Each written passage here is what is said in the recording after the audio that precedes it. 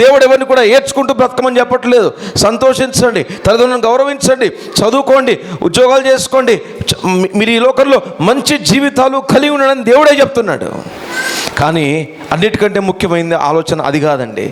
అన్నిటికంటే ముఖ్యమైన ఆలోచన ఏంటో తెలుసా? ఇంతకుముందు నేను చెప్పాను మీకు, to get you into the fold of God again. ఏ దేవుని మందలో నుంచి, ఏ దేవుని యొక్క ఇంట్లో సభ్యునిగా సభ్యురాలుగా నువ్వు, నేను, ఆదాము, అవ్వ, ఈ లోకంలో ఎంతోమంది దేవుని యొక్క గృహములో, దేవుని యొక్క ఆయన ఉండేటువంటి ఇంటిలో సభ్యులుగా సభ్యత్వాన్ని పోగొట్టుకొని అందరము దారి తప్పి ఎవరి వలె అంట, అందరము ఎవరి వలె దారి తప్పేమని రాయబడింది. ఎవరి వలె? ఏ జంతువు గురించి మాట్లాడుతున్నాడు అక్కడ? అరే, అందరము దారి తప్పిపోయామని రాయబడిందమ్మా. ఎవరి వలె తప్పేమని రాయబడింది? అందరూ గొర్రెల వలె ఏమైపోయామంట? దారి తప్పి వెళ్ళిపోతూ ఉన్నాం. కాబట్టి కాపరి గొర్రెను వెతుక్కుంటూ వస్తాడు, గొర్రె కాపరిని వెతుక్కుంటా ఎప్పుడు వెళ్ళదు. అందుకే బైబిల్లో మనల్ని కొన్నిటితో దేవుడు పోల్చినప్పుడు గమనించుకోవాలి. ఎందుకు దీంతోనే దేవుడు మనిషిని పోల్చాడు? వేరే దాంతో పోల్చొచ్చుగా అన్న ఆలోచన వచ్చినప్పుడు మీకు అర్థమవుతాయి. అందుకే గొర్రెలు అజ్ఞానం కలిగి ఉంటాయి. మూర్ఖత్వము, అజ్ఞానం ఈ రెండు గొర్రెల స్వభావంలో ఉన్నాయి. కాబట్టి అందుకే గొర్రె వెళ్ళిపోద్ది, అది దాని నేచర్, అది దాని స్వభావం. కానీ కాపరే వెతుక్కుంటూ వెళ్ళి తెచ్చుకోవాలి. గొర్రెకి తెలియదు నేను వెళ్ళిపోయాను, మళ్ళీ నా కాపరి దగ్గరికి నేనే రావాలి. అంత జ్ఞానం గొర్రెలకే ఉండుంటే మన పరిస్థితి ఇలా ఉండేది కాదు. అందుకు ఆదాము అవ్వలు తప్పిపోయారు. వాళ్ళకి తప్పిపోవడమే తెలుసు, కానీ తిరిగి తీసుకొని రావడం కాపరికి మాత్రమే తెలుసు.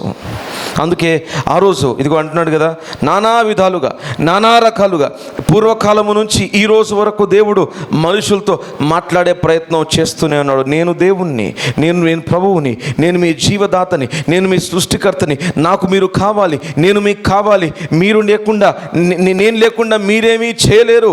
నా యొక్క బలము, నా శక్తి, నేను ఇచ్చినటువంటి ఆయువు, నా కృప, నా ప్రేమ, నా కాపుదల, నా సావాసం, నా జ్ఞానం, ఇవన్నీ మీ జీవితాలకు అవసరమై ఉన్నటువంటివి. కాబట్టి నా మీద ఆధారపడకుండా, నేను లేకుండా. అందుకే చాలాసార్లు చెప్పాను, నేను చాలా దగ్గర చెప్తాను, man is not an independent being. We talk about independence, but we are not independent beings. We are dependent beings right from our birth till our death and for ever. మనము స్వతంత్రం గురించి మాట్లాడుకుంటాం. దేశానికి స్వతంత్రం వచ్చింది, లేకపోతే మనిషి స్వతంత్ర జీవి. లేదండి, మనిషి స్వతంత్ర జీవి కానే కాదు. మనిషి గర్భంలో నుంచి ఈ భూమిని వదిలిపెట్టే రోజు వరకు నిత్యము నిరంతరము కూడా మనిషి ఎవరో ఒకరిపైన ఆధారపడవలసినటువంటి వ్యక్తే. Man cannot live on his own because he is not an eternal God. దేవుడు ఒక్కడే స్వయం జీవి అని రాయబడింది. God alone is independent of anything in the creation, but the entire creation is dependent on the Creator. ఈ మాట జ్ఞాపకం పెట్టుకోండి. దేవుడు ఒక్కడే సృష్టిలో దేనిపైన ఆధారపడకుండా ఉండగలిగే జీవి, కానీ సర్వ సృష్టికర్త పైన ఆధారపడకుండా జీవించలేదు. అందుకు దేవుడు అంటున్నాడు, నేను మీకు కావాలి, you need me because you are dependent on me. The very life and the breath of life that you are breathing is given by me. నరుని ఆత్మ యెహోవా పెట్టు దీపము. అందుకే దేవుడు నాకు ఎందుకు కావాలి? ఏ ఊపిరైతే నేను ప్రతి క్షణం పీల్చుకుంటున్నానో ఈ ఒక జీవ వాయువు అనేది పెట్టిందే ఆయన. అలాంటి ఆయన లేకుండా, ఆయనతో సంబంధం లేకుండా, ఆయనతో సహవాసం లేకుండా, ఆయనతో నేను మాట్లాడకుండా, ఆయనతో అన్యోన్యత లేకుండా నేను ఎలా బ్రతుకుతాను ఈ లోకంలో? కాబట్టి అందుకు దేవుడు మాట్లాడుతూ వచ్చి, ఇంతకుముందు చదివారు కదా, 2వ వచనానికి వచ్చేసరికి, ఈ దినముల అంతము యందు కుమారుని ద్వారా మాట్లాడాడు.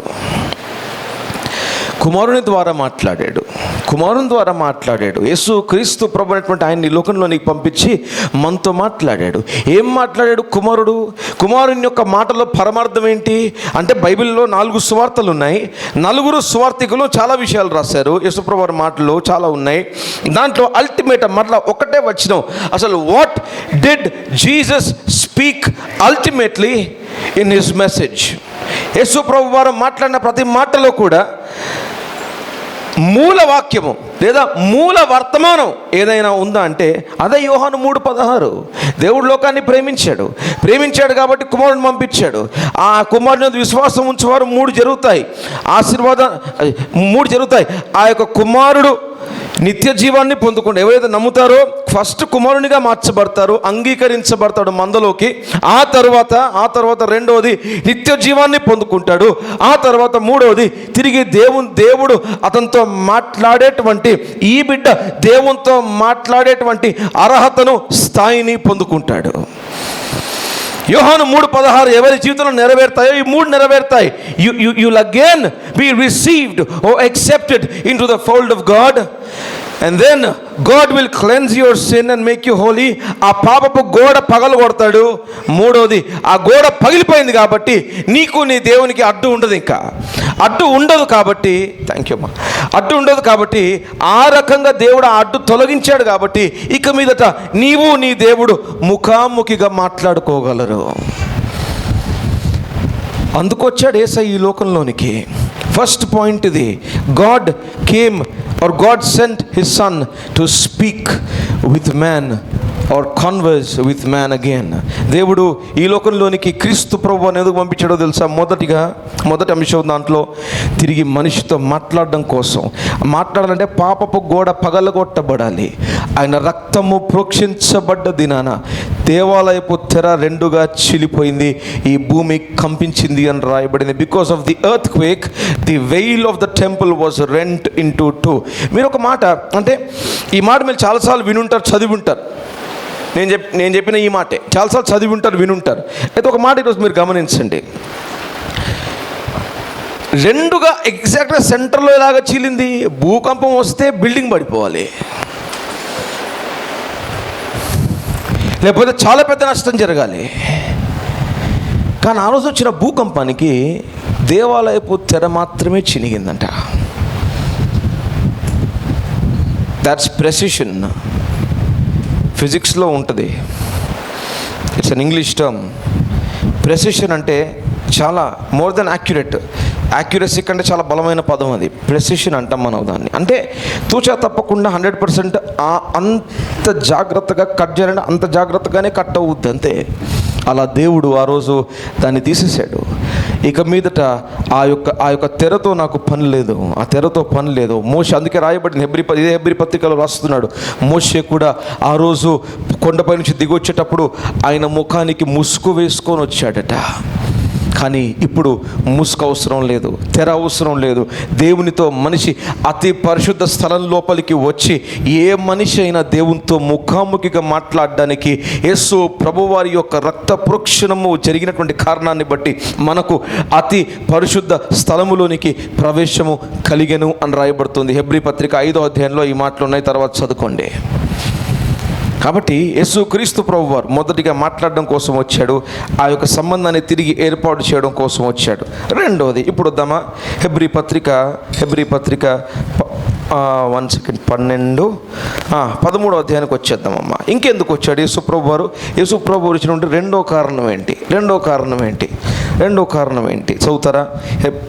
హెబ్రీ పత్రిక 13వ అధ్యాయము. అంటే ఇదంతా ఈ వాగ్దానం మీకు తెలిసిందే. మూడవది, అది మీరు ఎప్పుడైనా చదివి ఉండొచ్చు, లేకపోతే తక్కువగా తెలిసి ఉండొచ్చు. కానీ ఇప్పుడు హెబ్రీ 13:5 చదవండి. 5:6 2 చదవండి అమ్మా.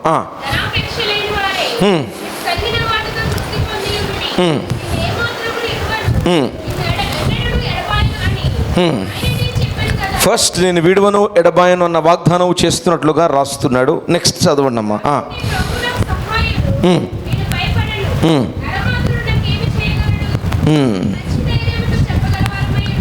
అది 2 మాటలు. ఫస్ట్ నేను విడువను ఎడబాయను అనేటువంటి వాగ్దానము, రెండవది ప్రభువే నాకు సహాయకుడై ఉన్నాడు అనేటువంటిది. ఆదాము అవ్వలు ఆ యొక్క మొదటి ఫేజ్, ఆ మొదటి వర్గములో, ఆ మొదటి భాగములో వాళ్ళ జీవితంలో, ఏదేను వనములో ఉన్న జీవితం మొదటి భాగం వాళ్ళ లైఫ్లో. ఏదేను వనానికి బయట వాళ్ళు బ్రతికిన జీవితము రెండో భాగం. మొదటి భాగంలో అన్నీ బాగున్నాయి, అన్ని దీవెనలే, అన్ని ఆశీర్వాదాలే, అన్ని పరిస్థితులలో చాలా సంతోషంగా గడిపారు.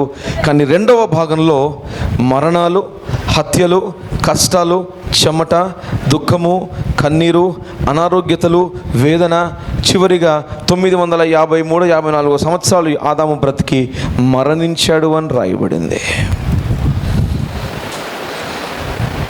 కాబట్టి అందుకే అంటున్నాను, ఆ ఫస్ట్ ఫేజ్లో మరణం లేదు, అనారోగ్యత లేదు, దుఃఖము లేదు, వేదన లేదు, చెమట కరవడం అంటే వాళ్ళు తెలియదు, అసలు ఏ బాధ లేదు, చాలా సంతోషంగా లోపల వనంలో ఉన్నారు. వాళ్ళు బయటికి వచ్చారు.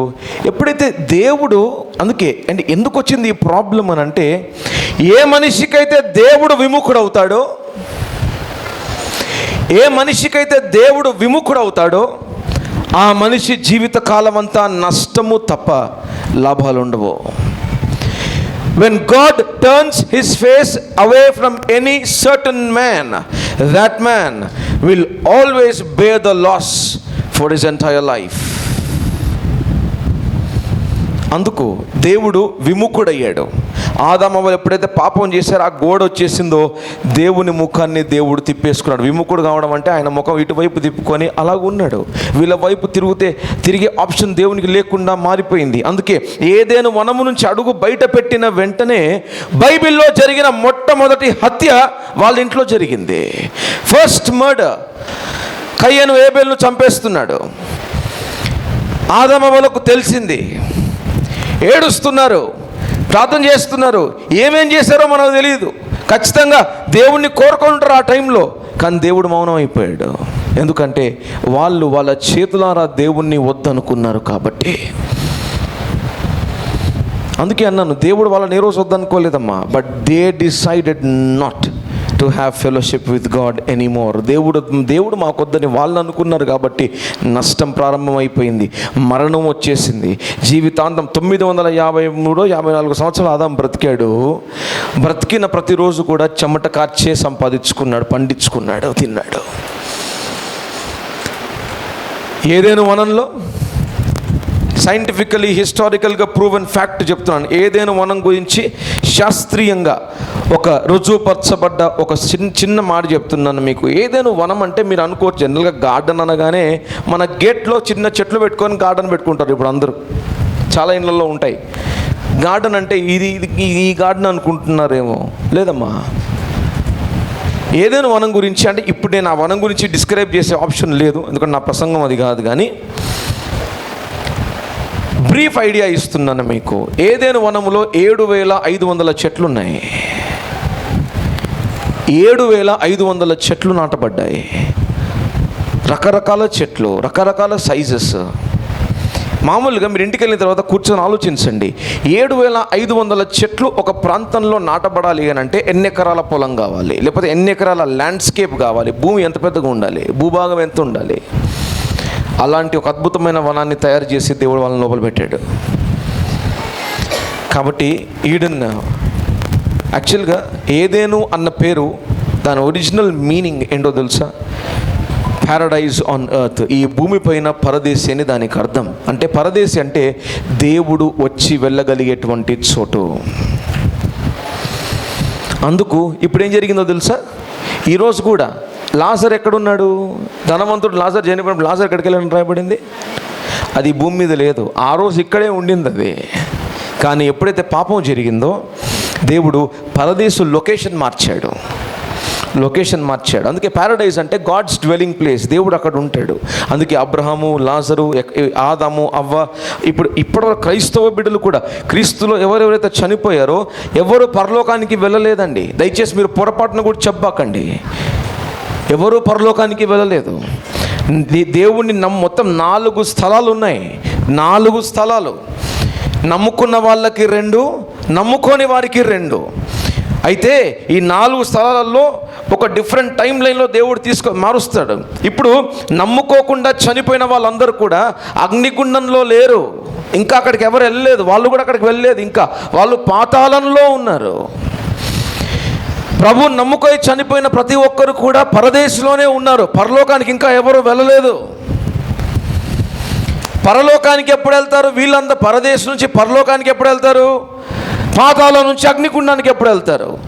ఈ 2 స్థలాల్లో నుంచి ఈ 2 గుంపుల వారు మిగిలిన 2 స్థలాలకి వెళ్ళేటువంటి ఆ యొక్క డీటెయిల్స్ అన్నీ కూడా బైబిల్లో ఒకటే అధ్యాయంలో ఉన్నాయి. తర్వాత చదువుకోండి, ప్రకటన గ్రంథము 20వ అధ్యాయాన్ని మీరు చదువుకుంటే అక్కడ రాయబడ్డ ఈ విషయాలు రెవల్యూషన్ చాప్టర్ 20లో ఉన్నాయి. ఆ రోజు వరకు ప్రకటన గ్రంథము 20వ అధ్యాయము నెరవేరే రోజు వరకు ఎవరు పరలోకానికి పోరు, ఎవరు అగ్నిగుండానికి పోరు. పరదేశంలో ఉంటారు. నమ్ముకున్న బిడ్డలందరూ పరదేశంలో ఉన్నారు, నమ్ముకునే వాళ్ళు పాతాళంలో ఉన్నారు. అది కాబట్టి ఇలాంటి ఎన్నో బైబిల్లో క్లారిఫైడ్ డీటెయిల్స్ మనము తెలుసుకొని ఉంటే మనకు అది చాలా మంచిది.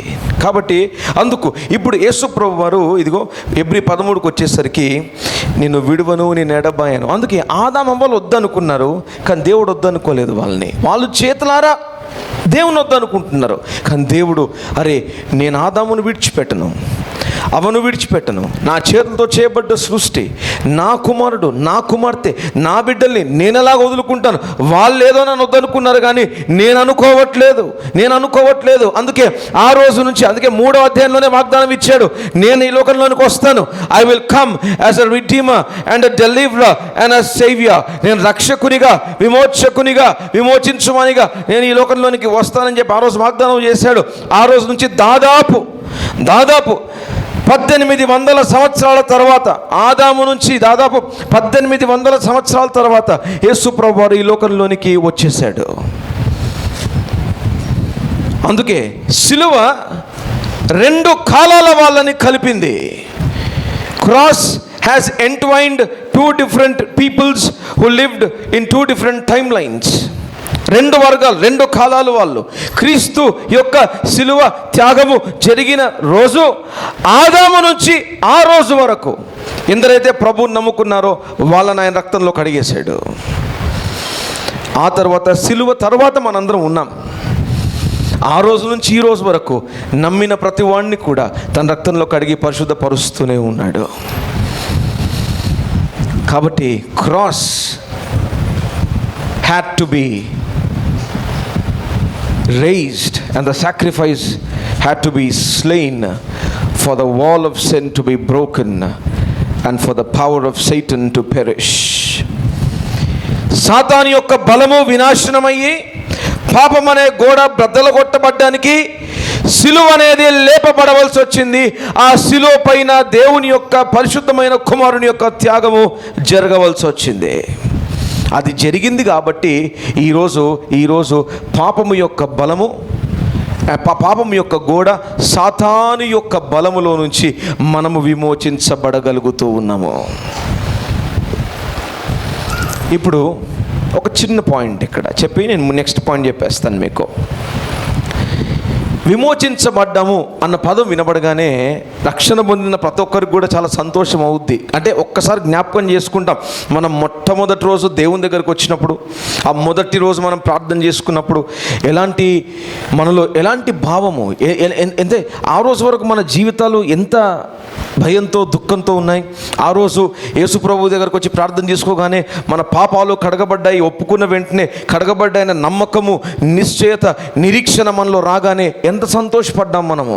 ఆ సంతోషానికి అవధులు ఉండవు కనుక ఆ రోజు నువ్వు సంతోషపడ్డావు. అందుకే ఇప్పుడు నా పాయింట్ ఏంటో, నా ప్రశ్న ఏంటో తెలుసా? ఆ రోజు మొదటి రోజు ప్రభు దగ్గరకు వచ్చినప్పుడు, ప్రభు నీతో మాట్లాడిన రోజు, నీవు ప్రభుతో మాట్లాడిన రోజు, నీ పాపాలు కడగబడ్డ రోజు, నువ్వు ప్రార్థన చేసుకున్న రోజు, నువ్వు రక్షణ పొందిన రోజు నువ్వు సంతోషించావు. కానీ ఆ సంతోషము ఈ రోజు వరకు ప్రతిరోజు కొనసాగుతూ ఉన్నదా? లేకపోతే మరలా ఆ రక్షకుణ్ణి కాదని లోకం వైపుకి మనం మళ్ళీపోయామా? ఇంతసేపు ప్రసంగంలో మీరు వినుంటే ఒక పాయింట్ హైలైటెడ్గా మీకు వినపడింది. ఆ పాయింట్ ఏంటో తెలుసా? మరలా ఇప్పుడు కూడా చెప్తున్నాను, ఇప్పటికన్నా గుర్తుపెట్టుకోండి. ఏ మనిషి అన్నా కావచ్చండి, ఆదాము కావచ్చు, నేను కావచ్చు, నువ్వు కావచ్చు, మనిషే దేవుణ్ణి వద్దనుకుంటాడు కానీ దేవుడు ఏ రోజు అనుకోలేదు. రక్షణ పొందాం, ప్రభు దగ్గరకు వచ్చాం, మన పాపాలు కడగబడ్డాయి, కానీ సడన్గా ఒకరోజు నేనే మరలా దేవుణ్ణి వద్దనుకొని పాపం వైపు మళ్ళీపోయాను. అందుకే the problem of turning away from God has always been there in the heart of man, but never in the mind of God. దేవుని దగ్గర నుంచి దూరం అయిపోవాలి అన్న ఆలోచన మనిషి హృదయంలోనే ఉంది తప్ప దేవుని మనస్సులో లేదు. దేవుడు ఎవరిని వద్దనుకోడు, తన దగ్గరకు వచ్చు వారిని ఎంత మాత్రము. అది ఇప్పుడు చదివాం కదా వాగ్దానం, నిన్ను ఎప్పటికీ విడువను ఎన్నటికీ. అదే ఆయన ఉద్దేశం అండి. ఒకవేళ నిన్న ఆయనే వదిలేసుకోవాలనుకుంటే అసలు ఆయన అంత భయంకరమైన వేదన, రోదన, యాతన పడి మరణించాల్సిన అవసరమే లేదు. ఎందుకు ఆ శిలువ త్యాగానికి ఒప్పుకున్నాడు? ఎందుకు దానికైనా లొంగాడు? ఎందుకు తను తాను అప్పగించుకున్నాడు? ఎందుకు తను తాను రిక్తునిగా చేసుకున్నాడు? ఎందుకంటే ఇదిగో ఈరోజు ఈ మందిరంలో కూర్చున్న నిన్ను ఆ రోజు చూసుకున్నాడు. పలానా రోజు, పలానా తారీఖున, పలానా సంవత్సరంలో ఇదిగో పలాను కుమార్తె, పలాను కుమారుడు నన్ను అంగీకరిస్తాడు. వాళ్ళకి నేను పరలోక రాజ్యంలో స్థానాన్ని ఇస్తాను. వాళ్ళ పాపాలు నేను కడిగేస్తాను. సాతాను గుప్పెట్లో నుంచి వాళ్ళని బయటికి లాగుతాను. పాపం వేసిన గొలుసులు తెగొట్టేస్తాను నేను. అలాగా నా కుమార్తె కోసం, నా కుమారుని కోసం నేను చేయాలి అని అంటే ఈరోజు నేను చనిపోవాలి. అందుకు ఒప్పుకున్నాడు. ఇప్పుడు ఒక చిన్న సన్నివేశాన్ని మీ ముందు పెడతాను. జనరల్గా 40 రోజుల ప్రార్థనలు జరుగుతున్నాయి కదా, కామన్గా మీకు తెలుసు. అంటే ఈ టైంలో చాలా వింటుంటారు, కానీ ఈ పాయింట్ మీరు గమనించండి. చాలాసార్లు కామన్గా అంటే బైబిల్ చదివినప్పుడు కామన్గా మనం ఏమనుకుంటామంటే యేసు ప్రభు వారి రక్తము సిలువలోనే కార్చబడింది అని అంటారు. కామన్గా మనం చదివినప్పుడు అనుకుంటాం యేసయ్య రక్తం ఎక్కడ కార్చాడు అంటే సిలువలో కార్చాడు అని అంటారు. లేదండి, సిలువకు ముందు 2 చోట్లలో ఆయన రక్తం కార్చబడింది. 2 different places before the cross. చెప్పండి మా. అండ్ గెత్సేమనే తోట ఒకటి. నెక్స్ట్ గెత్సేమనే తోట నుంచి అదే రాత్రి తీసుకొని వెళ్ళి కట్టేసి 39 కొరడ దెబ్బలు కొడతారు. 39 కొరడ దెబ్బలు సిలువ మోసుకొని వెళ్ళేటప్పుడు కొట్టలేదండి. ఇప్పుడు మీకు అసలైన విషయం చెప్తున్నాను నేను, వినండి. సిలువను మోస్తూ వెళ్ళేటప్పుడు సిలువ పైన వ్రేలాడే వరకు ఎన్ని దెబ్బలు కొట్టారో ఆ లెక్క లేదు. ఇప్పుడు ఫస్ట్ చెప్పిన పాయింట్కి ఒక పాయింట్ నేను చెప్తున్నాను. యాక్చువల్గా డిక్షనరీ చదవండి, ప్రపంచ రికార్డు తీసుకోండి, మీరు మెడికల్ రికార్డు తీసుకోండి, వైద్యపరంగా మీరు రికార్డు తీసుకుంటే యేసు ప్రభు వారు ఆ రోజు ప్రార్థన చేస్తుంటే మన శరీరంలో కొన్ని లక్షల చెమట రావడానికి కొన్ని లక్షల రంధ్రాలు ఉంటాయి. Billions of sweat pores on our body. ఆ రోజు ఆయన ప్రార్థన చేస్తూ ఉంటే ఆ ప్రతి చెమట వచ్చే ప్రతి రంధ్రంలో నుంచి రక్తం వచ్చేస్తుంది బయటికి. తర్వాత వైద్యులు రీసెర్చ్ చేసి, క్రిస్టియన్ డాక్టర్స్ అండ్ బయాలజిస్ట్స్ వాళ్ళు రీసెర్చ్ చేసి దానికి ఏ వ్యాధి అయి ఉండొచ్చు, ఒకవేళ మెడికల్ డిక్షనరీలో అలాంటి దానికి ఒక పదం పెట్టాలి కదా అని చెప్పి వాళ్ళు ఆలోచించి రీసెర్చ్ చేసిన తర్వాత they came up with a particular name of that problem. ఆ యొక్క సమస్యకి అలాంటి యొక్క అలా బ్లడ్ చెమట రంధ్రాల నుంచి బయటికి రావడం అనే దానికోసం వాళ్ళు ఒక పేరు కనిపెట్టారు. దాన్ని హీమటైడ్రాసిస్ అంటారు. యాక్చువల్గా హిమోగ్లోబిన్ అంటే బ్లడ్లో ఉన్న కంటెంట్. సో హీమటైడ్రాసిస్ అనేది HEMATIDROSIS హీమటైడ్రాసిస్ అంటారు దాన్ని. అయితే ఆ హీమటైడ్రాసిస్ అనేటువంటి దాన్ని రాసి డిక్షనరీలో పెట్టారు. ఆశ్చర్యమైన విషయం ఏంటో తెలుసా, గత 2022 సంవత్సరాలుగా అలాగ చెమట రంధ్రాల్లో నుంచి రక్తం బయటకు వచ్చి ఆ బాధ, ఆ యాతన పడ్డ ఏకైక వ్యక్తి మనుషులలో యేసు ప్రభు తప్ప రెండవ ఎగ్జాంపుల్ ఈరోజు వరకు చరిత్రలో లేదు.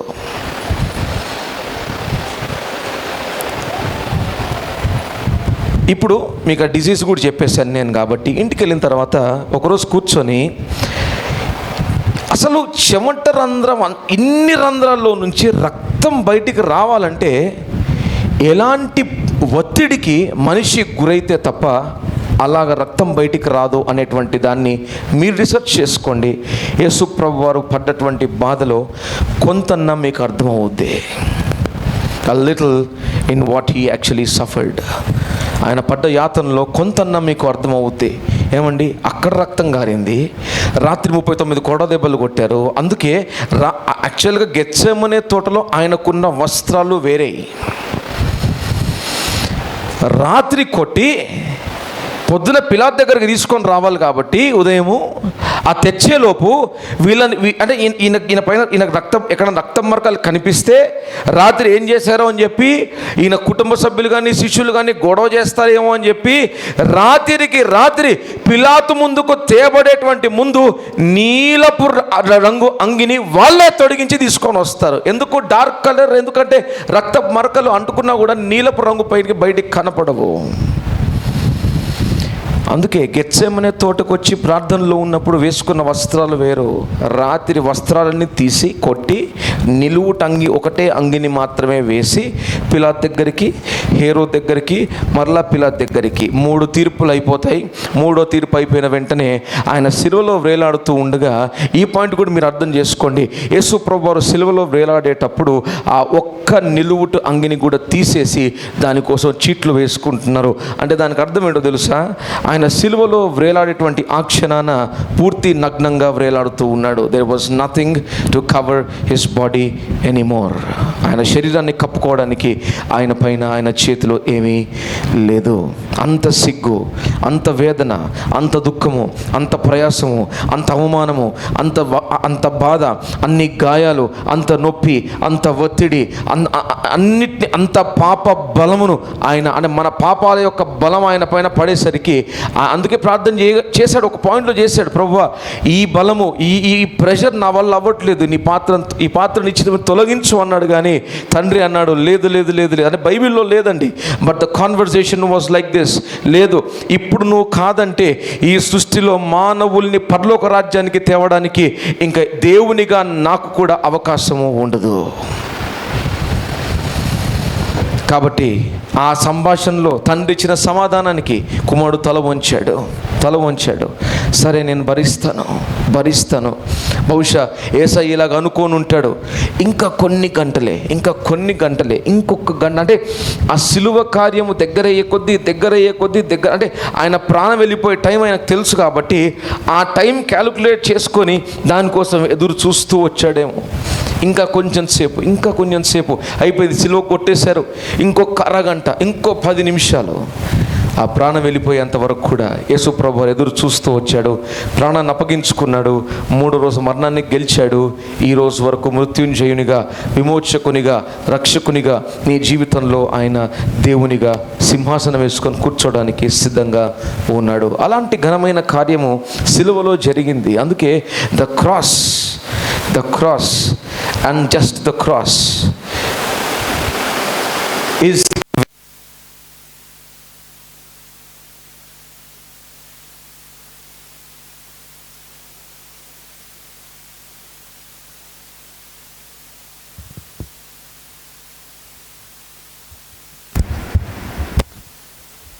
సిలువ మాత్రమే. The cross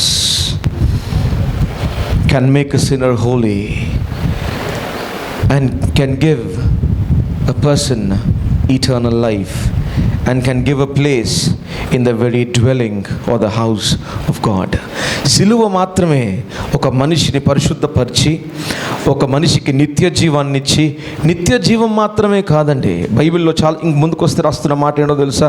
నిత్య జీవం మాత్రమే కాదు, దేవుడు ఉండేటువంటి ఇంట్లో ఒకరోజు నువ్వు ఉండడానికి అర్హతనిచ్చింది సిలువ.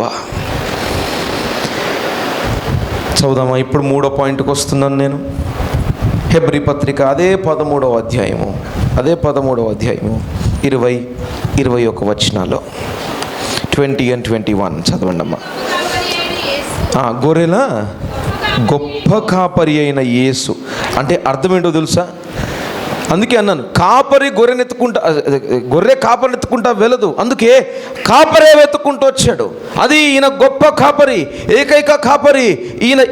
ఈ కాపరి ఏంటంటే యాక్చువల్గా ఈ లోకంలో ఉన్న గొర్రెల కాపరులు గొర్రెలను కాపాడుతారు, దొడ్డిలో చేరుస్తారు. కానీ ఈ కాపరి ప్రాణం పెట్టి గొర్రెను కాపాడి తన ఇంటికి తీసుకొని వెళ్తూ ఉన్నాడు. That's the difference between this shepherd and the shepherds in the world. ఈ ప్రపంచంలో ఉన్నటువంటి కాపరులకు ఈ కాపరికి తేడా ఇదొకటే. అందుకు చదవండమ్మా. ఆ గొప్ప గొర్రెల కాపరైన యేసువారు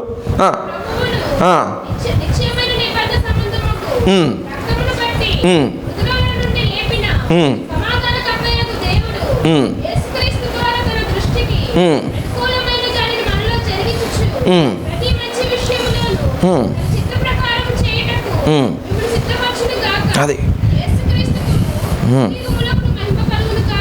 ఆమేన్. అందుకు ఇక్కడ రాయబడుతున్న మాటలు ఏంటో తెలుసా? ఫస్ట్ నిన్ను కాపరిగా నిన్ను దగ్గరికి చేర్చుకున్నాడు, మందలో చేర్చాడు. ఒకరోజు ఆయన ఇంటికి తీసుకొని వెళ్తున్నాడు నిన్ను. అది చేయడానికి ఇక్కడ రాయబడుతున్న మాట జనరల్గా కర్రతోనో భుజాల మీద వేసుకోనో నిన్నొచ్చి ఆయన ఆ మందలో చేర్చలేదంట. అందుకే ఇక్కడ రాస్తున్నాడు మాట, తన యొక్క నిత్య నిబంధన రక్తాన్ని కార్చుట ద్వారా నిన్ను మందలోకి చేర్చాడు. Because of the blood of the everlasting covenant. అందుకే క్రొత్త నిబంధన పాత నిబంధన ఓన్లీ తేడా ఒకటే అండి. పాత నిబంధనలో blood of animals or birds was given as a propitiation for our sins, but in the New Testament God's own son has shed his blood for the sins of the entire mankind. పాత నిబంధనలో జంతువులు, పౌరాలు, పక్షుల బలులు అర్పించేవారు మన పాపాలు ప్రాయశ్చిత్తం కావడం కోసం. కానీ కొత్త నిబంధనకు వచ్చేసరికి దేవుని కుమారుడు సర్వ మానవాళి యొక్క పాపాల కొరకు ఆయన ప్రాయశ్చిత్త బలిగా అప్పగించుకున్నాడు కనుక ఆయన రక్తం ప్రోక్షించబడింది. హెన్స్ ఫోర్త్ నాటి నుండి నేటి వరకు వేరే ఏ జంతువు దేని యొక్క రక్తంతో బలి అర్పణ అవసరం లేకుండా ఏకైక బలిగా ఆయన రక్తాన్ని, ఆయన బలిని తండ్రి అయిన దేవుడు అంగీకరించాడు. కాబట్టి ఆయన దగ్గరికి వచ్చి ఆయన రక్తంలో కడగబడ్డ వారికి స్ట్రైట్గా, ఇంకో మాట వినండి, పాత నిబంధన గ్రంథంలో ఏదైనా బలి ఇప్పుడు నేను ఒక తప్పు చేసి వచ్చి బలి అర్పిస్తే నా పాపము మాత్రమే క్షమించబడేది. కానీ యేసు ప్రభు రక్తంలో కడగబడితే నీ పాపము క్షమించబడుతుంది, నీకు విమోచన, నిత్య జీవము కూడా కలుగుతుంది. అందుకు ఈ త్యాగం జరిగింది, ఈ త్యాగం జరగవలసి వచ్చింది. అందుకు అంటున్నాడు, ఫస్ట్ ఆయన రక్తంలో మనల్ని కడిగాడు, ఆ కాపరి మనల్ని మందలో చేర్చాడు. ఒకరోజు ఆయన ఇంటికి తీసుకొని పోబోతూ ఉన్నాడు. అయితే ఆ సెకండ్ వచనం మనం చదివిన దాంట్లో ఒక్క పాయింట్, మనకు ఒక చిన్న పనిని దేవుడు అప్పగిస్తూ ఉన్నాడు. ఆ పని ఏంటంటే తన దృష్టికి అనుకూలమైనటువంటి దానిని చేయొచ్చు. అదొకటే మనం చేయాలి. ఇంతసేపు ఇన్ని మాటలు నేను చెప్పాను కదా, ఇవన్నీ కూడా దేవుడు మన కోసం చేసినవి. మరి మనం ఏం చేయాలి దేవుని కోసం? ఇదొక్కటే చేయాలి. Every good work which is pleasing to his sight. తన దృష్టికి సంతోషాన్ని ఆపాదించేటువంటి పనులు మనం చేయాలి. ఇదొక్కటే మన నుంచి. దేవుడు 100 చేశాడు మన కోసం, మన నుంచి మాత్రం ఒక్కటే కోరుకుంటున్నాడు. Only one.